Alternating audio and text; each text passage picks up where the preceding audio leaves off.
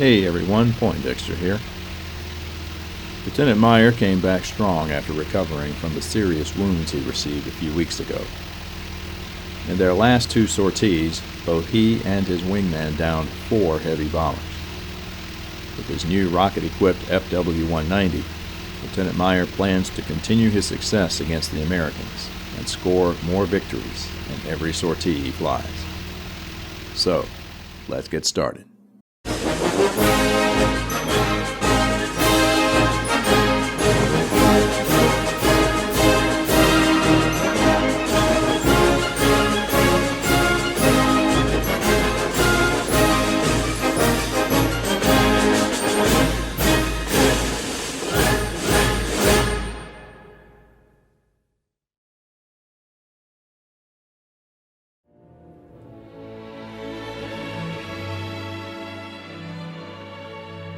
The Americans continued to concentrate on the Bremen area for the next 2 sorties. But finally, the Americans target the Ruhr area once again, this time Antwerp. We roll for the day's weather, and the weather is good. Lieutenant Meier takes off and heads to the raid location. But Lieutenant Meier runs head-on into a flight of British Spitfires. When resolving a fighter encounter, we refer to Chart B11, which has damage boxes of all 4 types of Allied fighter craft in the game. Just like in a bomber encounter, the player and the target are considered to be firing at the same time. The dogfight does involve a few more steps than the standard bomber attack. As in any dogfight, positioning is critical to the outcome. In my introductory video, I described the various fighter positions that are possible in the game: head-on, advantaged, disadvantaged, tailing, and tailed. These will come into play now. First, we place our counters in the head-on position, as previously rolled on Chart B11. We now have a few options to consider. We can decide to go head-to-head with the Spitfire and fire at each other at the same time.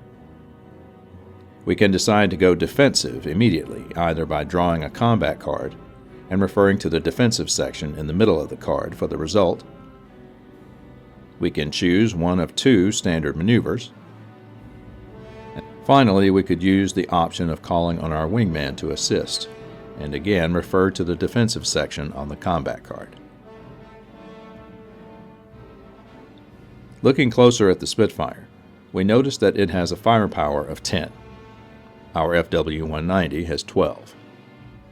It is an agile aircraft, which makes it more maneuverable than our 190. And it has a speed of 20, where our speed is currently 19. Another thing to consider is that we are carrying our Werfer-Granate rockets, which makes our fighter slower due to the drag caused by the rockets slung under the wings. Fortunately, since we are undamaged, the rules allow us to jettison the rockets before combat, which adds an extra point of speed to our 190. That makes our total speed 20, which is the same as the Spitfire.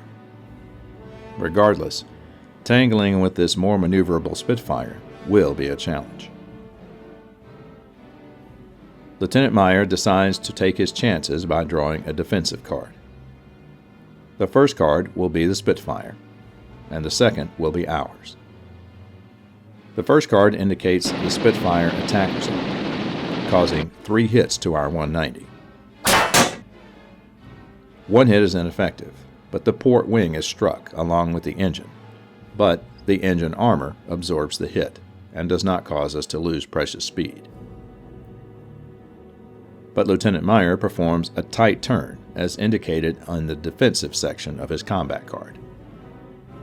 The tight turn improves his position by 1, making him, temporarily, advantaged over the Spitfire. But there is one last action to perform. After the firing and defensive phases of dogfighting, we refer to the B12 initiative chart to roll for our final positions. First, we take both fighters' current speed rating.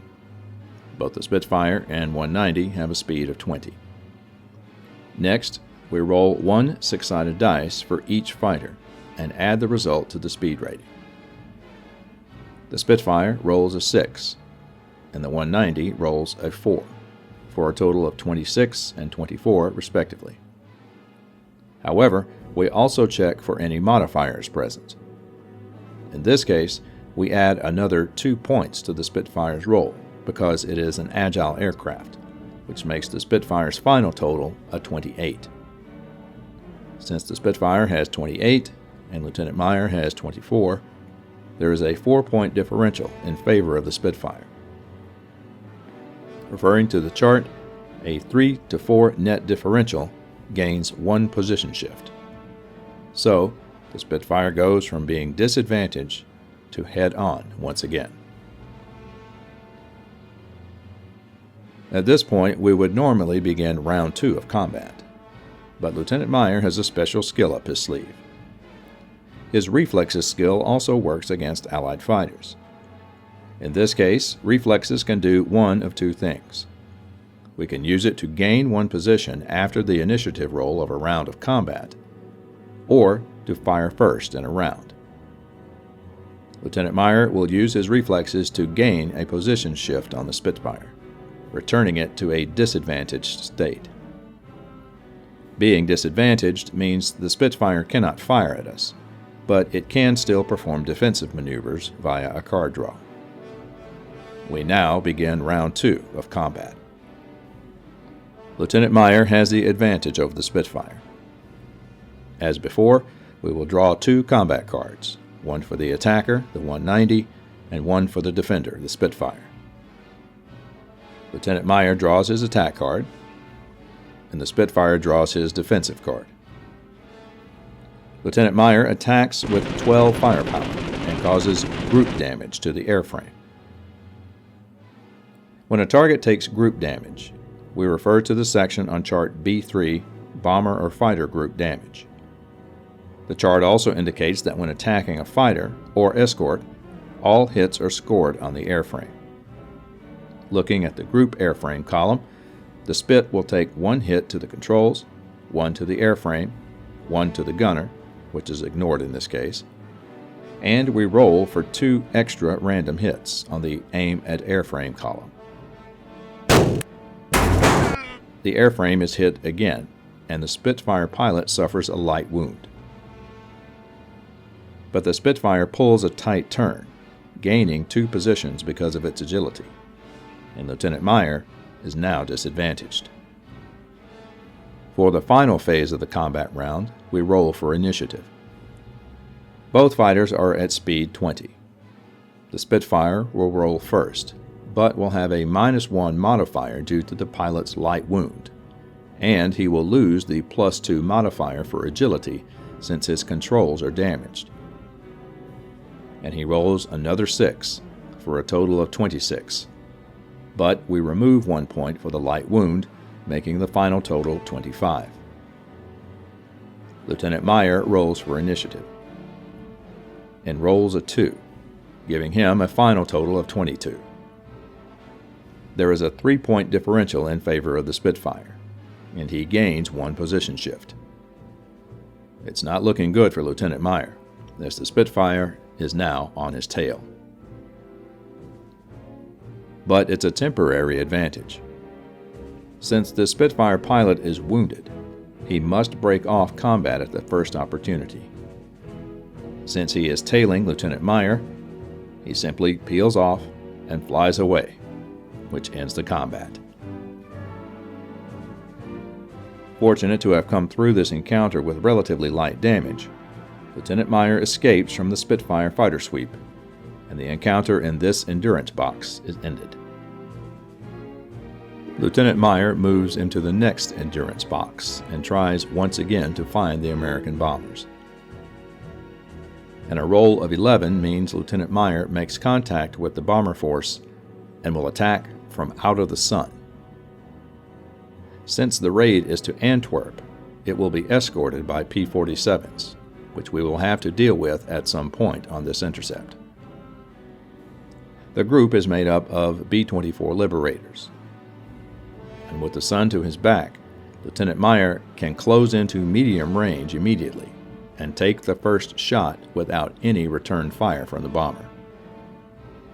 Lieutenant Meier aims at the airframe, presses the trigger, and fires.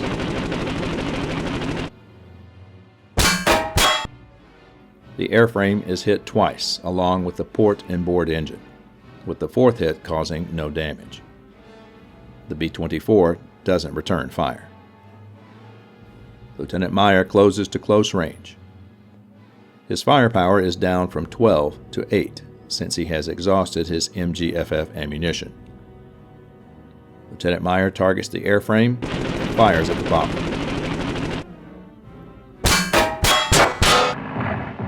The 5 hits cause more damage to the airframe, both wings, and the port inboard engine is knocked out. The heavily damaged B-24 returns fire. The 2 hits damage the landing gear and strike the port wing a second time. Since Lieutenant Meier decided to target the bomber first, he will have to contend with the American escorts at a disadvantage. The P-47 has Lieutenant Meier's FW-190 beat in nearly every department. It has a speed of 21, which is faster. It has a firepower of 12. Lieutenant Meier's is at 8. And the P-47 is undamaged. Again, Lieutenant Meier must decide what to do to get out of this predicament, and decides to let the defensive combat card decide his fate.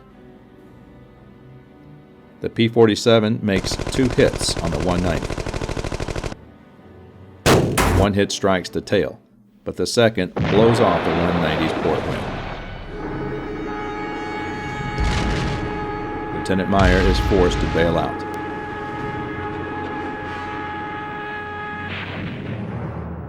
Which he does safely. Unfortunately, the heavily damaged B-24 manages to make it back to England.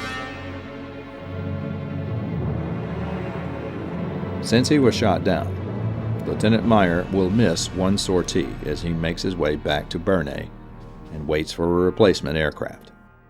We make note of the day's sortie results on the player log sheet.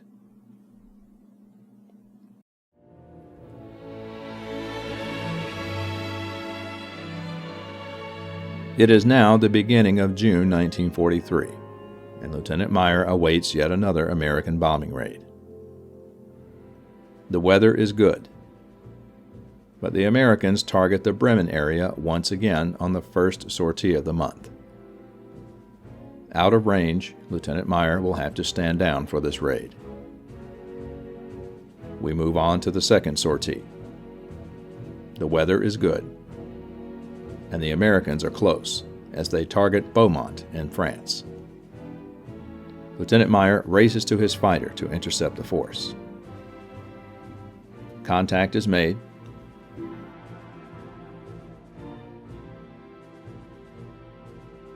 And the force is made up of B-17s. The June 43 chart indicates that all bombing raids this month will be made up exclusively of B-17s, so there is no need to roll for type. The one possible exception is noted by the asterisk next to the B-17 indicator.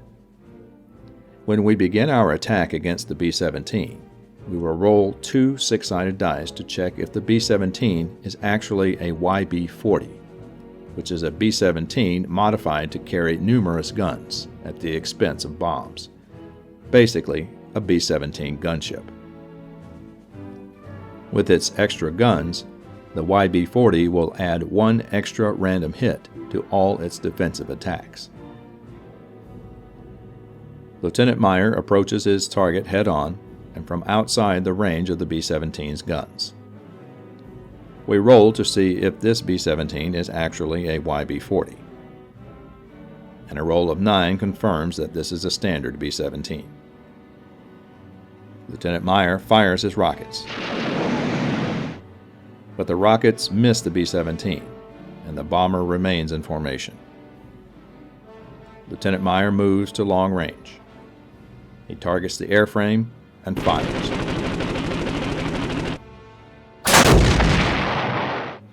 bomb bay is hit, detonating the bombs. But the B-17 has a chance to shoot back before going up in flames. The 3 hits knock out the radio, damage the landing gear, and strike the starboard wing. But the B-17 explodes due to bomb detonation. Lieutenant Meier chalks up another bomber kill. With no escorts in sight, Lieutenant Meier targets another B-17 in the formation. The dice roll indicates that this bomber is not a YB-40. He'll have to attack alone, as his radio is knocked out, which makes it impossible to call for his wingman. But he still has the reflexes skill, and will use it on his first attack. Lieutenant Meier lines up on the airframe and fires. The airframe and controls take some hits, and 2 gunners are knocked out. The B-17 fires back, but the attack has no effect, as the wounded gunners hamper the bomber's defensive fire. Lieutenant Meier closes to medium range. He aims at the airframe and fires.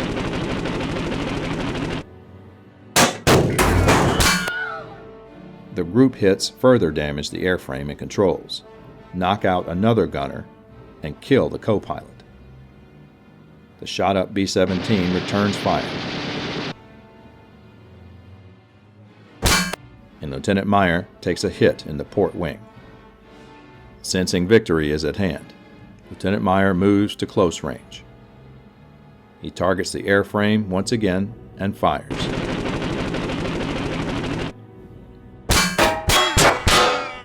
The group hits finish off the B-17, destroying the airframe, striking the controls and port wing, and wounding 2 more gunners. But the B-17 gets one last shot in before going down. And it's ineffective, as Lieutenant Meier escapes being hit by defensive fire. The bomber falls out of formation and crashes into the ground. With another bomber destroyed, Lieutenant Meier chalks up his 5th kill and is now an ace. Lieutenant Meier decides to call it a day and heads back to Bernay, where he lands safely. Lieutenant Meier took 4 hits on this mission, so he will miss a sortie due to repairs. Despite being shot down a couple of weeks ago, Lieutenant Meier came roaring back on his current sortie, with 2 personal B-17s destroyed. As a result, Lieutenant Meier is now an ace, which gives him another prestige point. Moreover, now that he has reached ace status, Lieutenant Meier will gain a +1 modifier on all initiative rolls against Allied fighters, giving him a better chance when in a dogfight. We update the player log, making note of our missed intercept and our lost sortie due to battle damage. Congratulations, Lieutenant. Lieutenant Meier continues his steady climb up the kill ladder and is becoming known as a bit of a menace to Allied bombers. Though he didn't fare too well in his first encounter with Allied fighters, his ace status should help even the odds somewhat in the future. Also, due to the increase in prestige since becoming an ace, Lieutenant Meier can now put in requests for transfer to another unit, one that is closer to the path the American bombers have been taking. With luck, there will be even more kills and glory in his future. Thanks for watching, and we'll talk again soon.